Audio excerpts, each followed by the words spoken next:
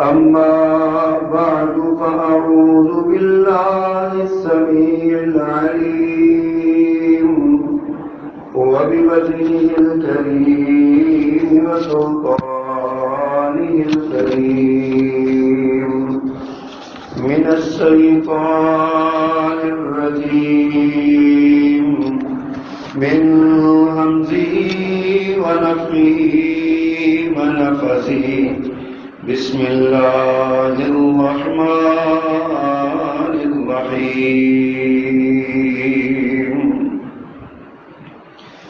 يا أيها الذين آمنوا كتب عليكم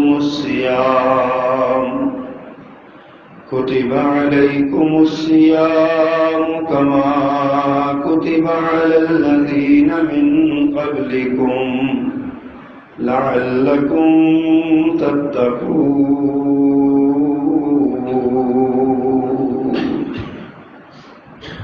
صدق اللہ العظیم۔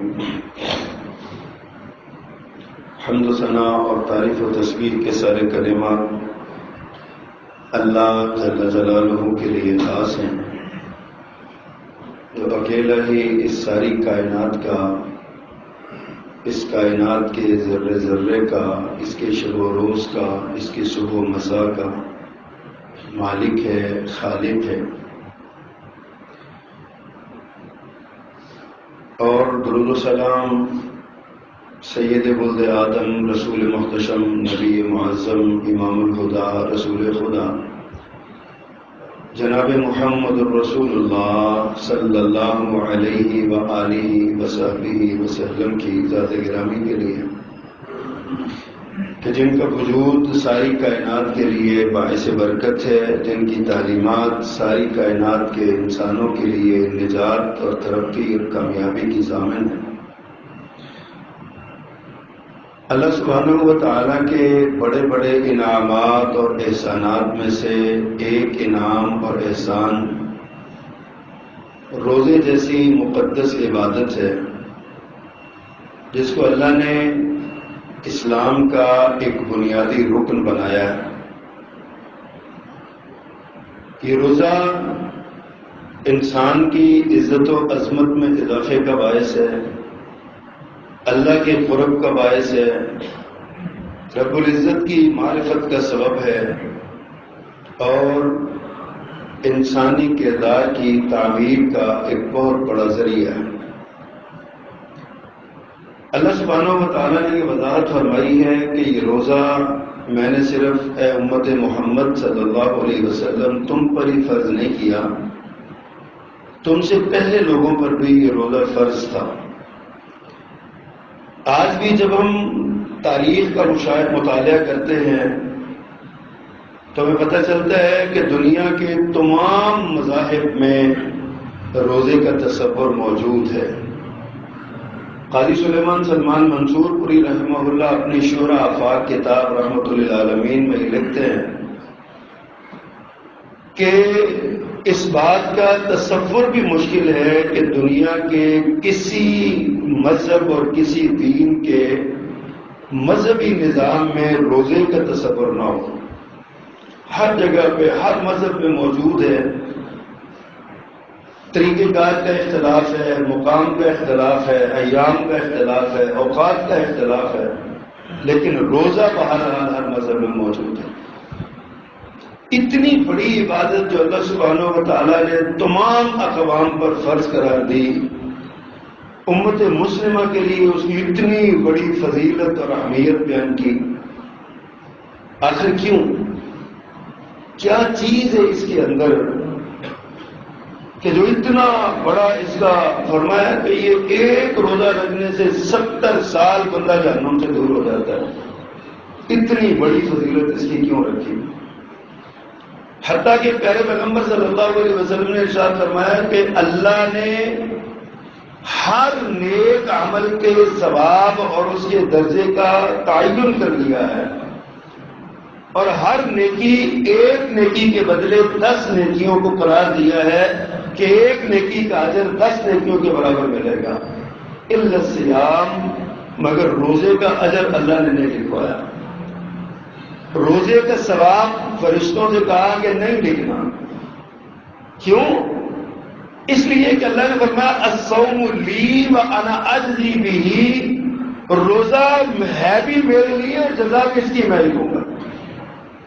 کیا مطلب ہے کہ کسی کو علم ہی نہیں ہے کہ روزہ بندے کا ہے یا نہیں ہے، یہ صرف اللہ کو پتا ہے. اس لیے علماء معرفت نے ایک بڑی خوبصورت بات کہی ہے کہ روزہ بندے اور اللہ کے درمیان ایک راز ہے جس کا یہ بندے کو پتا ہے، یہ اللہ کو پتا ہے، کسی دوسرے بندے کو علم ہی نہیں ہے. گھر میں بیوی کو نہیں پتا، بچوں کو نہیں پتا، ماں باپ کو نہیں پتا، بہنوں بھائیوں کو نہیں پتا، دوست و احباب کو نہیں پتا، روز 24 گھنٹے ملنے والوں کو نہیں پتا. پتا ہے تو صرف اللہ رب العزت کو پتا ہے، یا اس بندے کو پتا ہے کہ اس نے روزہ رکھا ہے کہ نہیں رکھا. اور بلکہ بعض اوقات تو ایسا ہوتا ہے کہ بندے کو بھی نہیں پتا میرا روزہ ہے یا نہیں ہے. وہ صبح سحری کرتا ہے، شام کو افطاری کر لیتا ہے، وہ سارا دن بھوک اور پیاس کاٹتا ہے. لیکن پیارے پیغمبر صلی اللہ علیہ وسلم نے فرمایا کہ کتنے ہی روزے دار ایسے ہیں جن کا روزہ بھوک اور پیاس کے سوا کوئی حیثیت نہیں رکھتا. ان کے اللہ کے ہاں اس کی ایک ٹکے کی ویلیو نہیں، سوائے بھوکا اور پیاسا رہنے کے. اس بندے کو بھی نہیں پتا میرا روزہ ہے یا نہیں ہے، یہ روزہ صرف اللہ کو پتا ہے. اس لیے اللہ نے فرمایا کہ فرشتوں تم اس کا اجر بھی لکھ ہی نہیں سکتے. جو میری رضا کے لیے میرے حکم کے مطابق روزے کے تقاضوں کے تحت جو بندہ روزہ پورا کر جائے اس کا اجر اتنا ہے کہ تمہارے بس کا نہیں ہے، میں خود ہی اس کو اجر دے دوں. اللہ نے اس روزے کے روزے داروں کے لیے ایک دروازہ جنت کے 8 دروازوں میں سے ایک دروازہ خاص کر دیا جس کو باب الریان کہا جاتا ہے. فرمایا اس دروازے سے صرف روزے داروں کا آواز پڑے گی کہ آؤ روزے داروں اس میں سے جنت میں چلے جاؤ، گزر چلے. آخر اتنی بڑی اس کی فضیلت اور اتنی بڑی اس کی اہمیت اور اتنی شان اس کی بیان کی ہے. روزے کی اپنی شان ہے، روزے دار کی اپنی شان ہے. روزے دار کو اللہ نے اتنا مقام دیا، فرمایا کہ تم روزہ رکھتے ہو، صبح سے شام تک بھوکے اور پیاسے رہتے ہو، تمہارے خالی میدے کی وجہ سے تمہارے منہ سے جو بدبو آتی ہے، اطیب عند اللہ من ریح المسک، اللہ کے ہاں کستوری کی خوشبو سے زیادہ اللہ کو پیاری ہے. اتنی بڑی شان اور اتنا بڑا مقام روزے کا اور روزے دار کا. کیوں؟ اس لیے کہ اللہ سبحانہ و تعالیٰ نے یہ بات ارشاد فرمائی ہے کہ لعلکم تتقون، روزہ تمہیں تقوی دیتا ہے، متقی بناتا ہے. روزے کا مقصد تمہارے دلوں میں تقوی کا حصول ہے. اللہ اکبر. اور اللہ کے ہاں عزت و عظمت کا معیار خود اللہ نے قرآن میں بیان فرمایا ہے. فرمایا ان اکرمکم عند اللہ اتقاکم، تمہارے میں سے اللہ کے ہاں سب سے زیادہ معزز وہ ہے جو سب سے زیادہ تقوی والا ہے. جس کے دل میں جتنا تقوی ہے وہ اتنا اللہ کے ہاں پیارا ہے، جتنا متقی ہے اتنا اللہ کے ہاں اس کا مقام ہے. دنیا والوں کی نظر میں شاید عزت والا اور عظمت والا وہ ہے جس کے پاس کو بڑا عہدہ ہے، جس کے پاس کو بڑی دولت ہے، جس کے پاس بڑی کوٹھی ہے، جس کے پاس بڑی کار ہے، جس کے پاس دنیا کا کوئی سامان آسائش اور تعیشات ہے. شاید لوگوں کی نظر میں یہ ہے، لیکن اللہ فرماتے ہیں ان اکرمکم عند اللہ اتقاکم، اللہ کے ہاں عزت و عظمت کا معیار تقوی ہے. جو تم میں زیادہ عزت چاہتا ہے وہ زیادہ تقوی اختیار کرے، جو تقوی زیادہ رکھتا ہے اللہ کے ہاں اس کی عزت زیادہ ہے. اور اسی لیے اللہ نے اپنے بندے کو عزت کے لیے، تقوی کے لیے اللہ نے روزہ عطا فرمایا. حضرات یہ تقوی کیا ہے؟ تقوی اصل میں محبت الہی کا نام ہے. دل میں اللہ کی محبت، اللہ خالق ہے، مالک ہے، رازق ہے، اس نے ہمیں صحت عطا فرمائی، اس نے ہمیں لباس عطا فرمایا، اس نے ہمیں رزق عطا فرمایا، اس نے ہمیں اولاد عطا فرمائی، اس نے ہمیں خاندان عطا فرمایا، اس نے ہمارے رہنے کے لیے یہ زمین بنائی، زمین کو خوبصورت بنایا، پیارا سا آسمان بنایا، آسمان پہ چاند اور ستارے سجائے. یہ سارا کچھ ایک اللہ نے کیا ہے. تو اس ایک اللہ سے محبت، اس کا نام تقوی ہے. آپ یہ سمجھ لیں اللہ سبحانہ و تعالیٰ نے بندے کو بنایا نا، چونکہ بنایا اللہ نے امتحان کے لیے ہے. امتحان لینا ہے بندے کا. اس کو دنیا میں بھیجا امتحان کے لیے، ہر لمحہ اس کا کمرہ امتحان میں گزر رہا ہے۔ اللہ اکبر۔ اب اس کے ساتھ امتحان کی وجہ سے نا اس کو کچھ نفسانی خواہشات لگا دی ہیں، اس کے دل میں لالچ پیدا کر دیا ہے، اس کو بعض چیزوں سے منع کر دیا، جن سے منع کیا ہے ان کو مزین کر دیا ہے، اس کو اچھا لگتا ہے وہ سارے کام کرنا۔ یہ امتحان ہے بندے کا، امتحان ہو رہا ہے۔ اب اللہ نے یہ امتحان لیا تو اس امتحان کو آپ یہ سمجھ لیں کہ خواہشات نفسانی کو اگر ایک ہم آج کے دور میں سمجھنے کے لیے گاڑی سمجھ لیں نا، خواہشات نفسانی گاڑی ہیں تو تقوی جو ہے اس گاڑی کی بریکیں ہیں۔ اور انسان کی یہ جو روزہ ہے نا، روزہ یہ اس گاڑی کے ڈرائیور کی نظریں ہیں۔ جہاں دیکھتے ہیں نا کہ آگے بندہ بڑی سپیڈ کے ساتھ بندہ گاڑی کے ساتھ جا رہا ہے نا، اچانک آگے گھڑا آ جائے تو اس کی آنکھوں نے دیکھا گھڑا ہے، گاڑی الٹ جائے گی، گر جائے گی، نقصان ہوگا، دماغ نے فوراً پاؤں کو حکم دیا ہے بریک لگاؤ، تو بندے نے بریک لگائی ہے۔ یہ تقوی ہے تاکہ بچ جائے۔ متقی ہونے کا مطلب ہی بچ جانا ہے، تقویٰ کا مطلب بھی بچ جانا ہے۔ بندہ بچ جاتا ہے، دنیا کی ذلت میں گرنے سے بچ جاتا ہے، جہنم کے گھڑے میں گرنے سے بچ جاتا ہے، رسوائی کے عمیق گہرائی میں گرنے سے بچ جاتا ہے جو بندہ اللہ کا تقویٰ اختیار کرے۔ اور روزہ جو ہے اللہ نے یہ تقویٰ جو ہے یہ روزے کے ساتھ جوڑ دیا ہے کہ فرمایا کہ تمہارے روزے کا مقصد ہے لعلکم تتقون، تاکہ تم متقی بن جاؤ، تاکہ تم پرہیزگار بن جاؤ۔ حضرات گرامی، روزہ صبر و استقامت کا معلم ہے،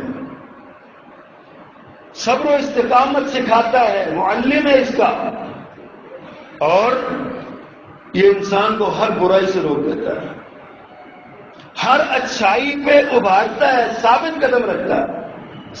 صبر کا معنی ہوتا ہے ڈٹ جانا، رک جانا، کسی جگہ پہ قائم رہنا، یہ صبر ہوتا ہے۔ برائی سے بچ جانا صبر ہے، نیکی پہ ڈٹ جانا صبر ہے۔ اور روزہ انسان کو صبر سکھاتا ہے۔ سارا کچھ آگے پڑا ہوا، کچھ بھی نہیں کرتا، سارا کچھ ہے بھی حلال، حرام بھی نہیں، لیکن ہاتھ نہیں بڑھاتا، روک لیا اس نے اپنے آپ کو۔ کیوں؟ اس لیے کہ روزے کا درس یہ ہے، روزے کا سبب یہ ہے، روزے کا پیغام یہ ہے کہ اللہ کا حکم ماننا ہے۔ یہ حلال چیز اللہ نے حلال کی ہے، لیکن کچھ وقت کے لیے اللہ نے اس کو حرام کر دیا ہے، لہذا یہ حرام ہو گئی ہے، اس کو ہاتھ نہیں لگانا جب تک مغرب کی اذان نہیں ہو جاتی۔ اور مزے کی بات یہ ہے جب مغرب کی اذان ہو گئی ہے تو اب اللہ کے رسول صلی اللہ علیہ وسلم نے قانون بیان فرمایا کہ اب اذان ہو گئی ہے تو اب دیر نہیں کرنی۔ وہ جو بندہ کہتا ہے جی میں صبح سے اگر 12 گھنٹے 14 گھنٹے برداشت کر سکتا ہوں تو 1 گھنٹہ اور بھی کر سکتا ہوں، چند منٹ اور بھی۔ کچھ لوگ کہتے ہیں جی احتیاطاً 5 منٹ دیر سے روزہ کھولنا چاہیے۔ اب یہاں پہ قانون بدل گیا، سبق یہ ہے کہ اطاعت اللہ کی کرنی ہے۔ جب تک اللہ نے روکے رکھے ہیں ہاتھ نہیں لگانا، جب اللہ نے اجازت دے دی ہے پھر احتیاط کے نام پہ دیر نہیں کرنی۔ اذان کی آواز آئی، سورج غروب ہوا، گھڑی نے بتا دیا اذان کی آواز آتی ہے کہ نہیں آتی، آپ کی گھڑی بتا رہی ہے کہ سورج غروب ہو گیا ہے۔ اب آپ کے پر پابندی ہے کہ جو چیز اللہ نے منع کی تھی اب وہ کھائیں اور اس کے ساتھ اپنا پیٹ بھریں۔ یہ صبر سکھاتا ہے، روزہ استقامت سکھاتا ہے۔ یہ نہیں ہے کہ مرضی کرنی ہے، جب دل چاہا صبح سحری کر لی، جب دل چاہا افطاری کر لی۔ کچھ لوگ کہتے ہیں یہ میں بڑا ہمارے پاس طاقت ہے، ہمارے پاس ہم 8 پیرا روزہ رکھیں گے۔ اسلام نے منع کیا، پیارے پیغمبر صلی اللہ علیہ وسلم نے، یہ کوئی اسلام کے اندر 8 پیرا روزہ نہیں ہے، کوئی اس کی حیثیت نہیں ہے۔ فرمایا تسحروا، حکم ہو گیا، قانون بن گیا، تسحروا، سحری ضرور کرو، فإن فی السحور برکہ۔ میرے آقا نے فرمایا کہ سحری میں تمہارے لیے برکت رکھی ہوئی ہے، سحری کرو، سحری میں برکت رکھی ہے اللہ نے۔ روزہ برکت کا موجب ہے۔ آپ نے فرمایا میری امت اس وقت تک خیر پہ رہے گی جب تک افطار میں جلدی کرے گی اور سحری دیر سے کرے گی۔ قانون ہو گیا، ماننا قانون ہے، بھوکا اور پیاسا رہنا کوئی مقصد نہیں ہے۔ روزہ قانون پر عمل درآمد سکھاتا ہے، قانون کی پابندی سکھاتا ہے۔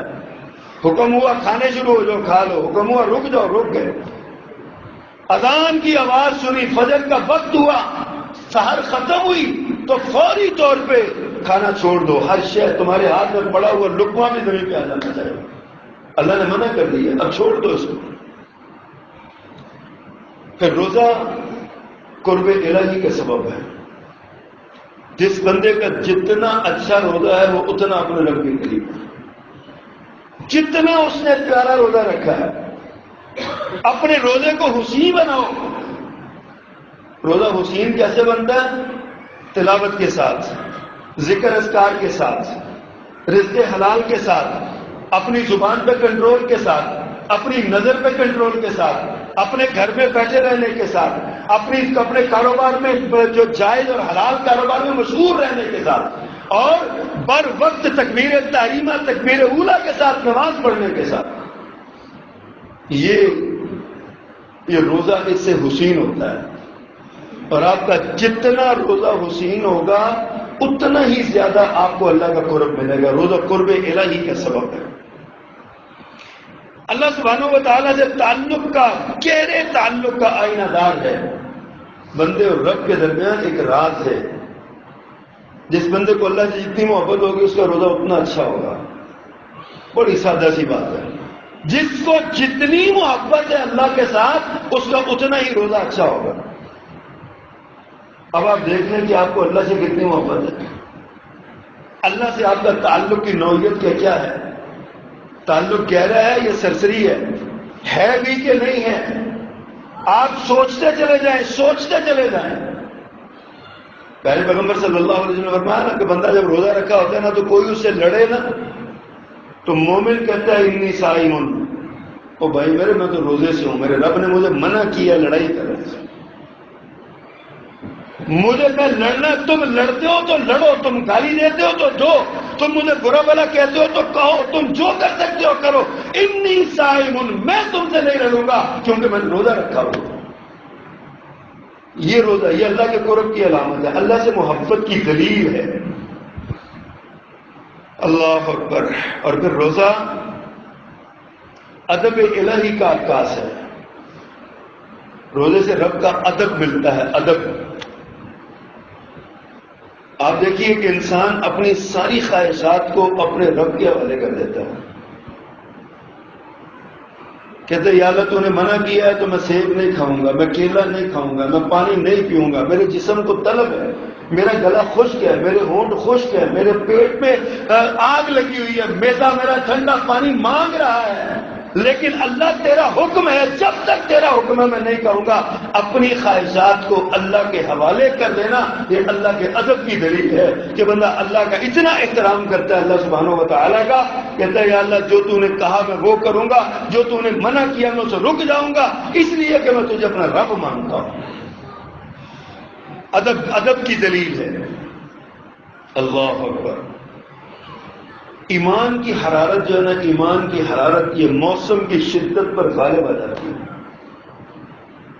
اللہ کی محبت موسم کی گرمی اور شدت، راتوں کا چھوٹا ہونا اور نہ جاگنا، یہ اس پر غالب آ جاتی ہے اگر بندے کو اللہ سے سچی محبت ہو. اور روزہ اللہ کی سچی محبت سکھاتا ہے.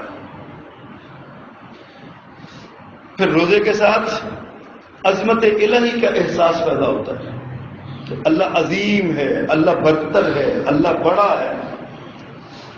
اللہ سبحانہ و تعالیٰ کی عظمت پتہ کیا ہے؟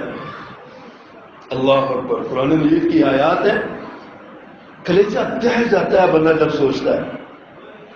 سیدنا موسیٰ علیہ السلام کا مکالمہ نقل کیا قرآن مجید نے اپنی قوم کے ساتھ. فرمایا وقال موسیٰ علیہ السلام نے کہا ان تکفروا انتم ومن فی الارض جميعا، ان تکفروا انتم ومن فی الارض جميعا. اے میری امت کے لوگوں سنو، اگر تم اور اس کائنات کے بسنے والے تمام لوگ اللہ کا انکار کر دیں، اللہ کو نہ مانیں، اللہ کی عظمت کا اقرار نہ کریں، اللہ کی سے محبت کا اظہار نہ کریں، فرمایا ان تکفروا انتم ومن فی الارض جميعا فإن اللہ لغنی حمید. تو یاد رکھو اللہ بڑا بے پرواہ تعریف کیا گیا. اللہ تمہاری تعریف کا محتاج نہیں ہے، تمہارے ایمان کا محتاج نہیں ہے. یہ اللہ کی عظمت ہے، اللہ کسی کا محتاج نہیں ہے.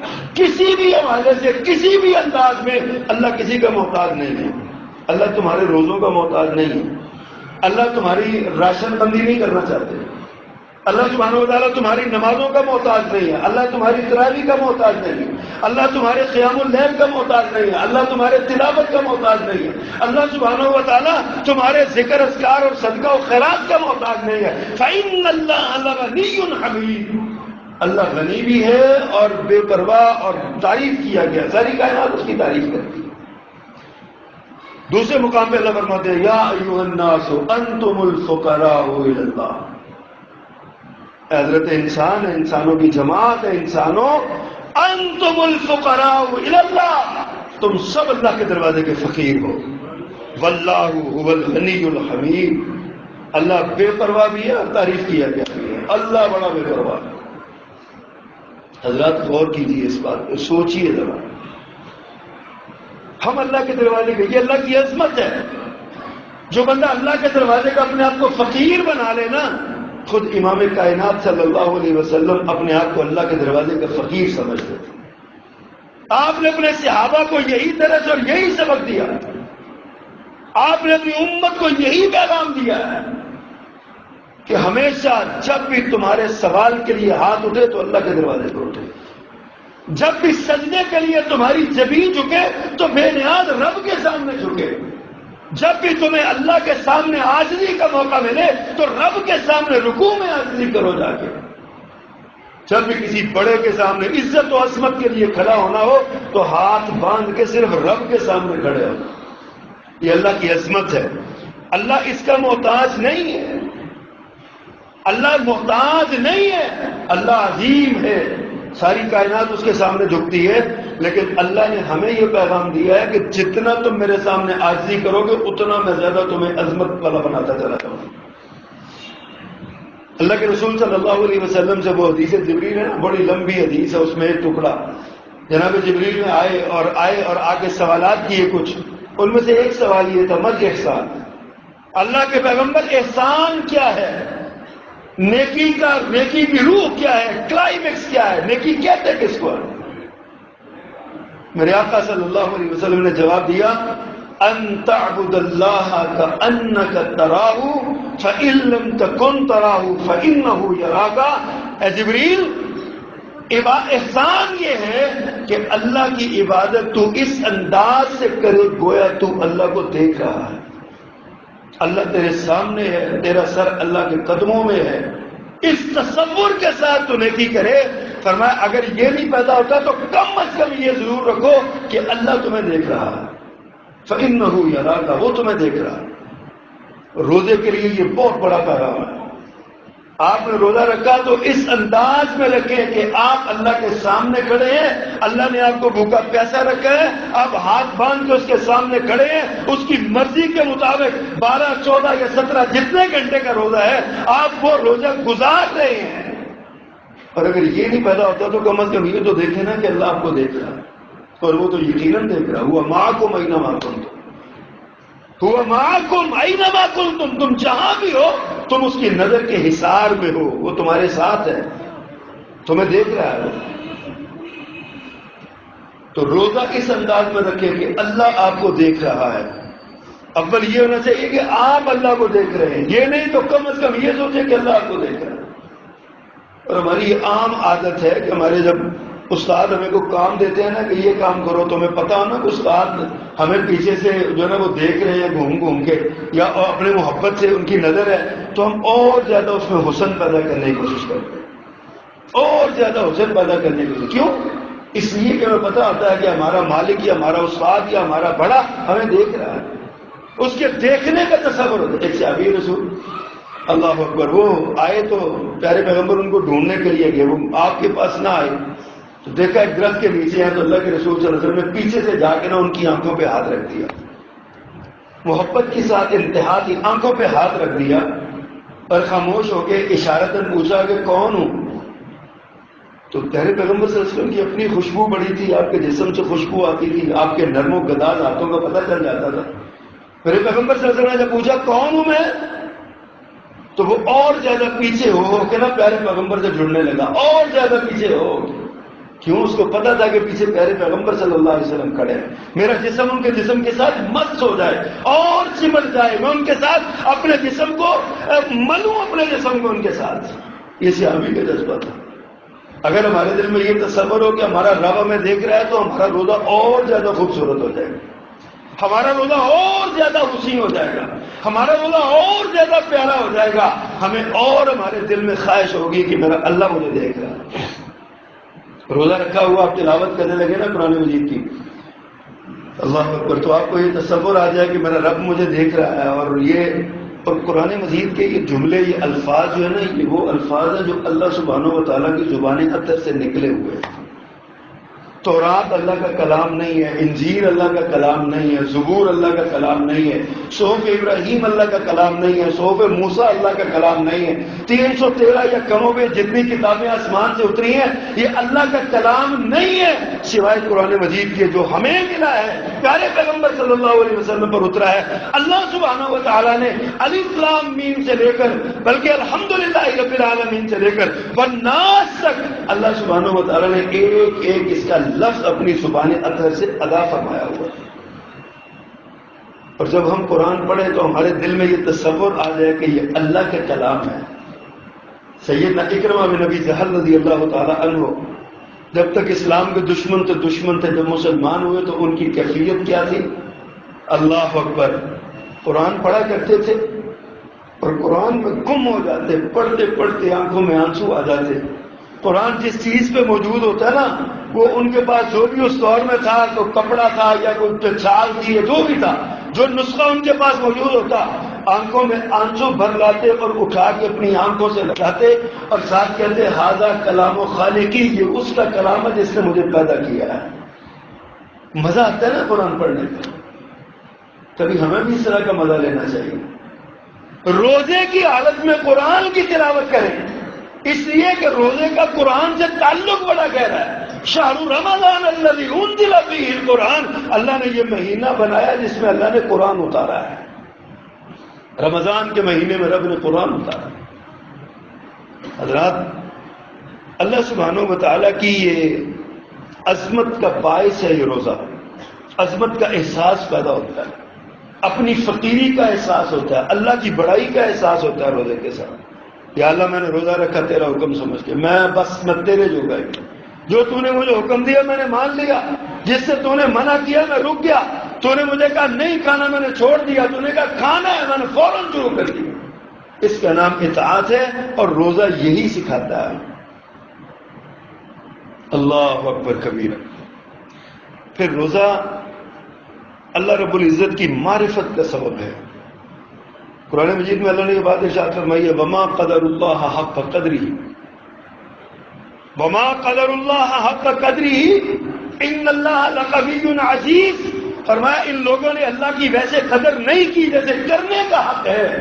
ان اللہ لقوی عزیز, یاد رکھو اللہ قوی بھی ہے اور غالب بھی ہے, عزیز بھی ہے.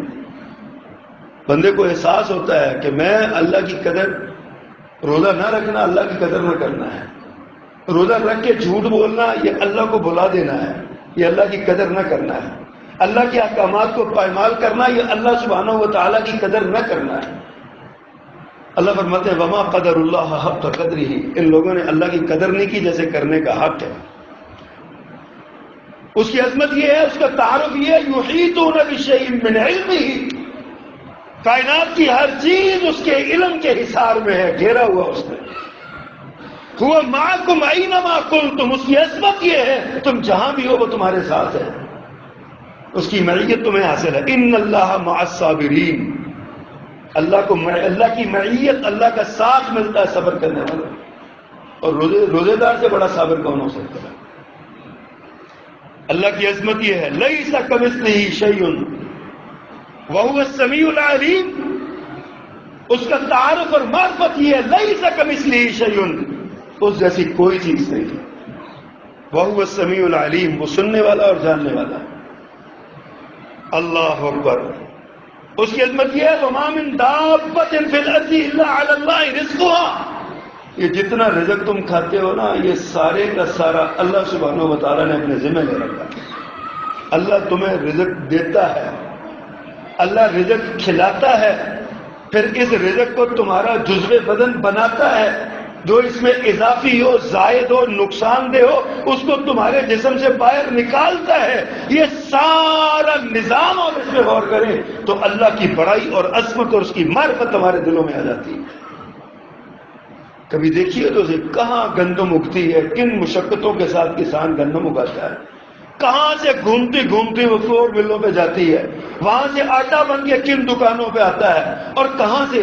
آپ نے کبھی تصور کیا جو آٹے کا تھیلا ہمارے گھر میں آتا ہے، یہ پتہ نہیں کس کس کھیت کا کون کون سا دانہ ہے جو ہمارے مقدر میں تھا، اللہ نے اس کو اکٹھا کر کے ہمیں بھیج دیا.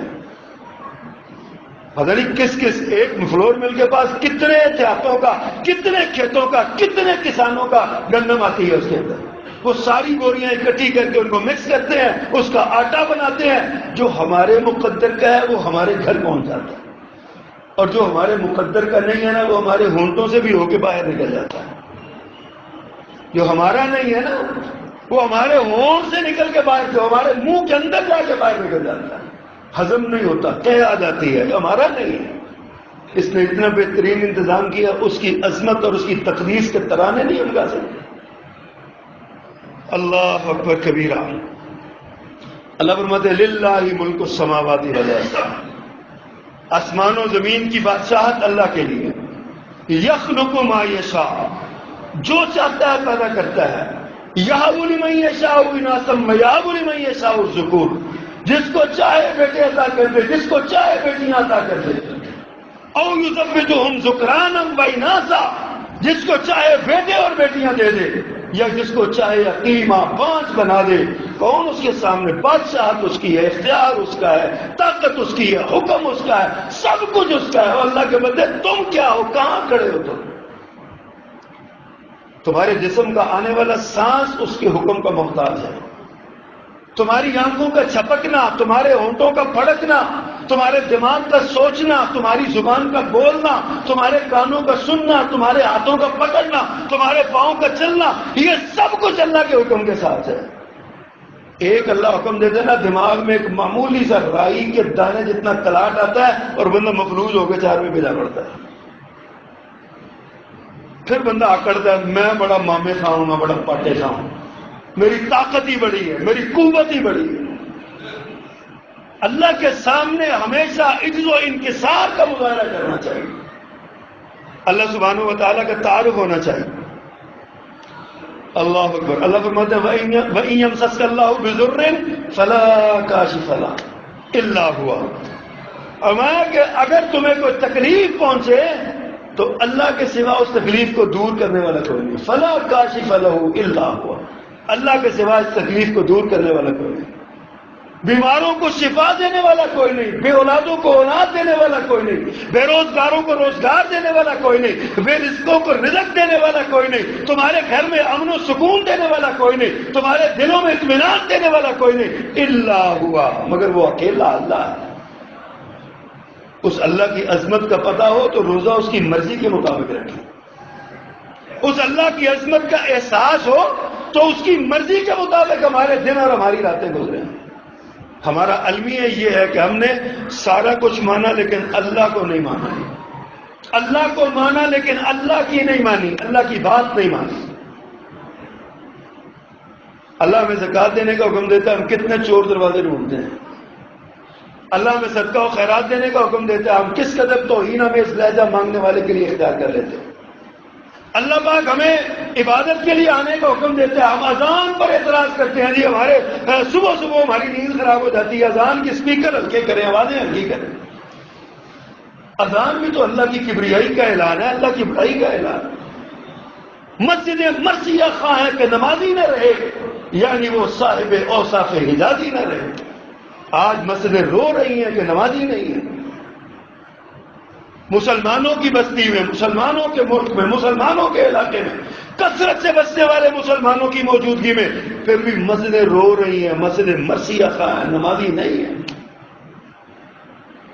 کیوں؟ اس لیے کہ ہم نے اللہ کی عظمت کو نہیں پہچانا. ہم نے اللہ کی عظمت کو نہیں پہچانا. میں پچھلے دنوں مطالعہ کر رہا تھا رسول کریم صلی اللہ علیہ وسلم کا اپنے ازواج سے جو تعلق ہے اس حوالے سے.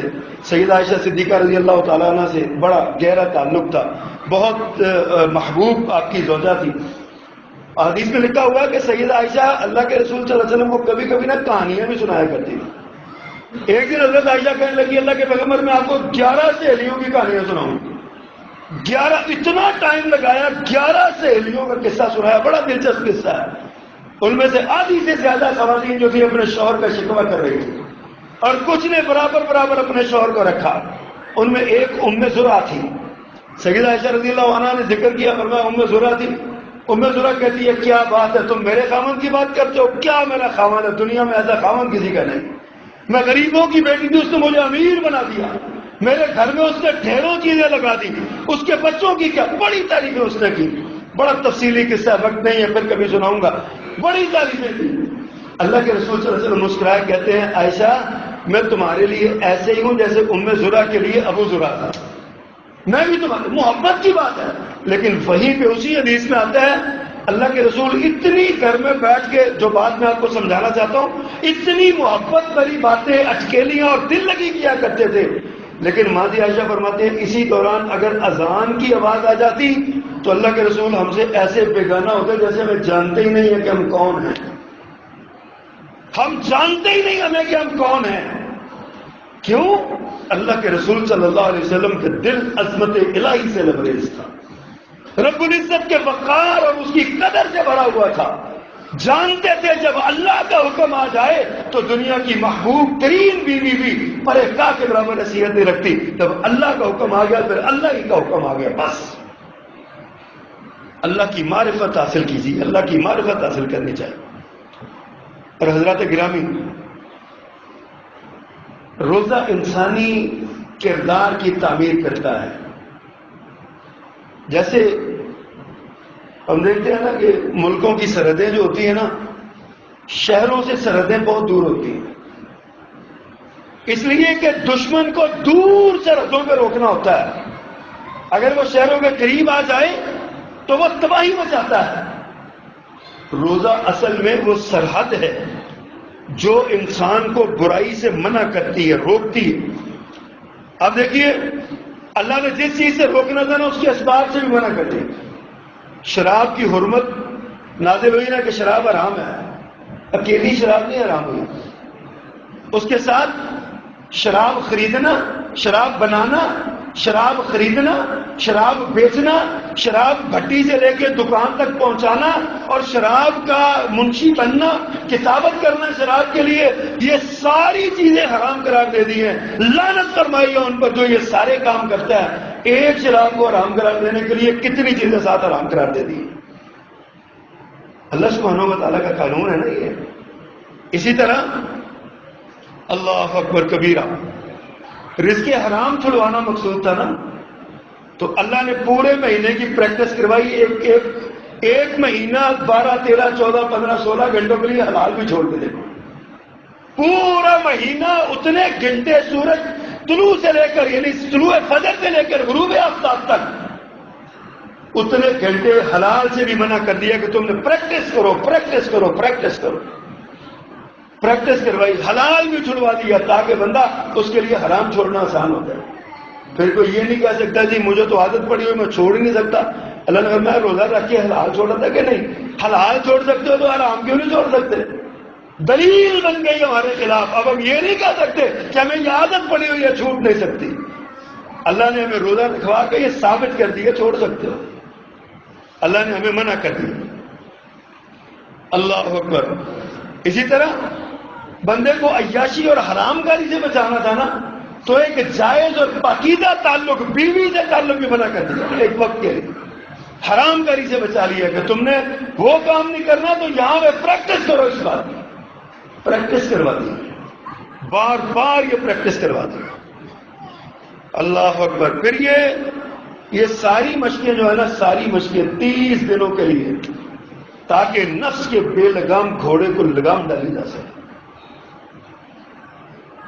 اگر 30 دنوں کے بعد بھی ہمارے اندر تبدیلی نہیں آتی، 30 دنوں کی یہ مشقت کاٹنے کے بعد بھی ہمارے اندر تبدیلی نہیں آتی، تو حضرات پھر رسول اللہ صلی اللہ علیہ وسلم کا وہ فرمان یاد کریں جس میں آپ نے منبر کی سیڑھی پہ قدم رکھتے ہوئے فرمایا تھا آمین، دوسری سیڑھی پہ قدم رکھا فرمایا آمین، तीसरी सीढ़ी पे कदम रखा, फरमाया आमीन।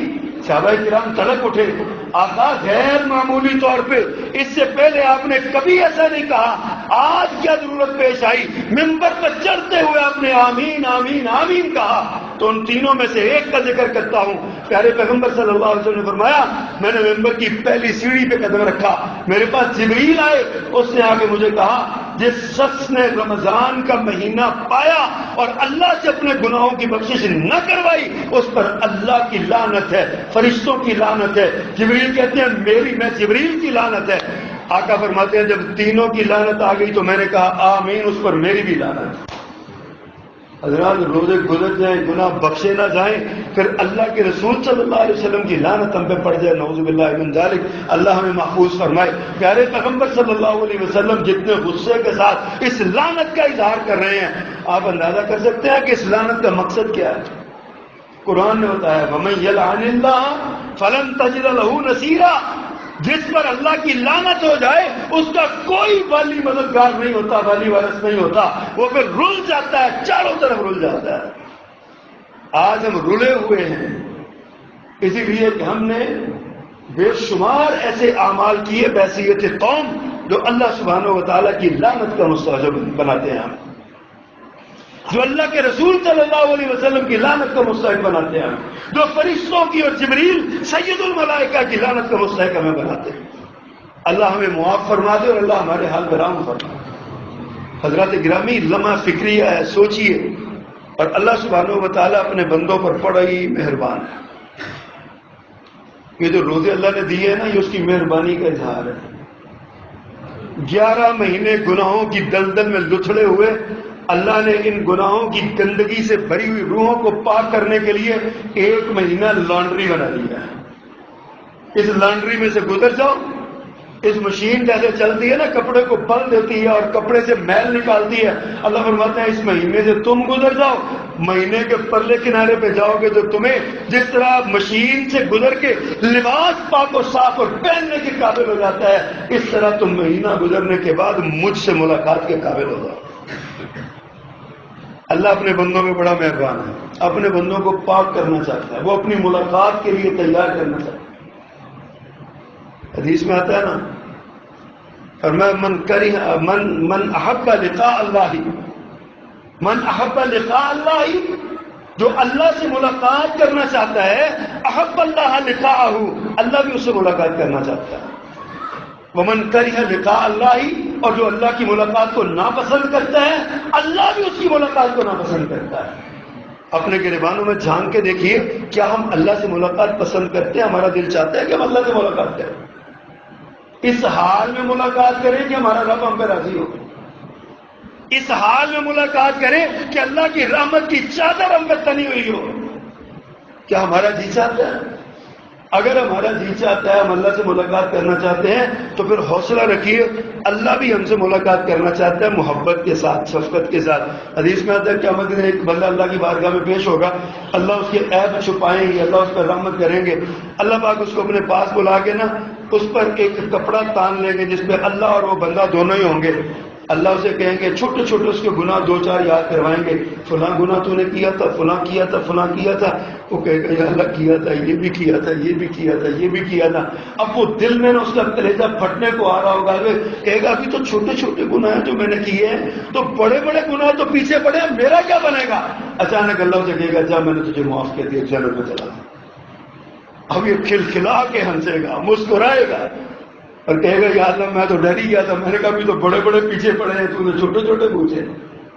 जो बंदा अल्लाह से मुलाकात करना चाहता है, अल्लाह फरमाते हैं मेरे बंदे तुम मुझसे आके मिल इस हाल में कि तेरे गुनाहों की तादाद जो है और उसका रकबा पूरे जमीन के शर्को गरब और शुमालो जुनूब, सारी जमीन तेरे गुनाहों से आसमान तक भरी हुई है, इतने गुनाह तेरे पास है, तुम मुझसे मिल, लेकिन इन सारे गुनाहों में एक मेरे साथ शिरक न करके आना, मैं तुझे सारे गुनाह माफ कर दूंगा।